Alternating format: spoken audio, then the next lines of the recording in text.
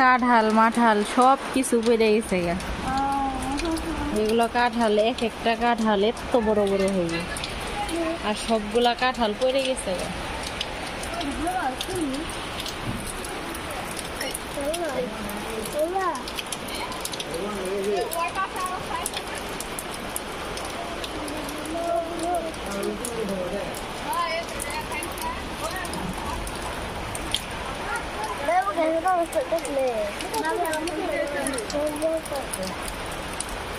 লেবু গাছটা কিনলাম তো তারা করে লেবু গাছ লেবু এরা দূরে দুষ্টি আমার গাছে যে পরিমাণ লেবু ধরছে, এবার হয়তো একটু কম ধরছে, কিন্তু তারপরে অনেক লেবু ধরছে। লেবুর গাছটা একদম হেলে গেছে। রাত বাজে প্রায় 10টার বেশি বাজে মনে হয়। আমাদের ওইখানে তুফান হইতাছে, মানে প্রায় 1 ঘন্টা থেকে এরকম অবস্থা। কি অবস্থা মানে বলে বুঝাইতে পারবো না, এরকম অবস্থা মানে মুন্ডার মধ্যে শান্তি নাই। এদিক দিয়ে আবার অনেক ঝড় তুফানের অবস্থা। একটু দেখাই কিরকম। এই যে এখনো বৃষ্টি হইতাছে, মানে সেই দেওয়া চিলকাইতেছে। আমার লেবু গাছটা কি একটা অবস্থা হয়েছে। এই যে উঠানের মাঝখানে একটা সুপারি গাছ ছিল, এটাও নাই।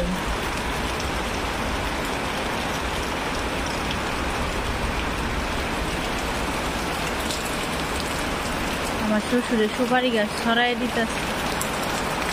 ওই দিক দিয়ে কাঁঠালের গাছ ভাঙ্গি ডাল একদম সরে গেছে গা।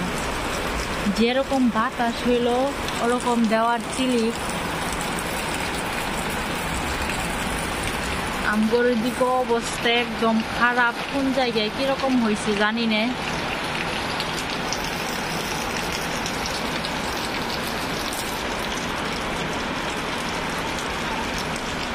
এখনো কিরকম ভাবে বৃষ্টি হইতেছে।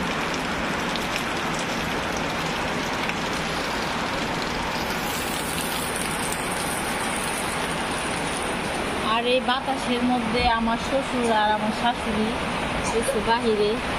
আমার শাশুড়ি অনেকগুলো আম করাই আনছে, আমাদের গাছের আম।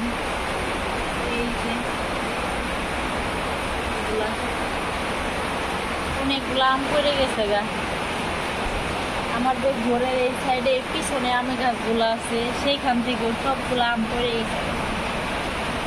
মানে এতক্ষণ আমার এরকম অবস্থা, মানে আমি কান্না করে ফেলাইছি আজকে। এরকম তুফান দেখি কি বলবো, এত তুফান মানে একদমই হয়ে গেছি গে।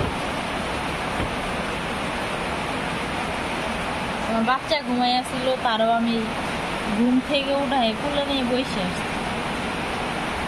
কোলে নিয়ে একদম ইয়ের মতো বসে আসছিলাম চুপচাপ।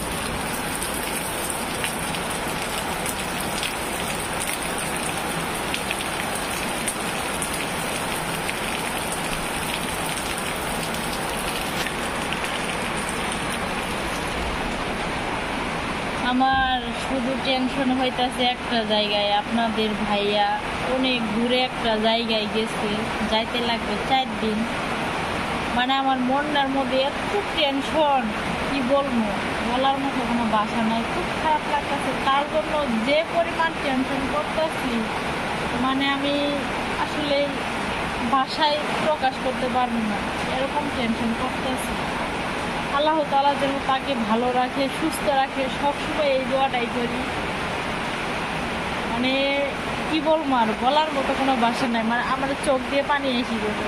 এতক্ষণ যে এত জুড়ে জোরে তুফান হইলো, আমার ঘর পর্যন্ত নড়াই ফেলাইছে। উপরে যে সিলিং পর্যন্ত নড়ে গেছে, আমি কান্না করে ফেলাইছি। এরকম অবস্থা, কি বলবো। তার জন্য আমার অনেক টেনশন হইতেছে। মানে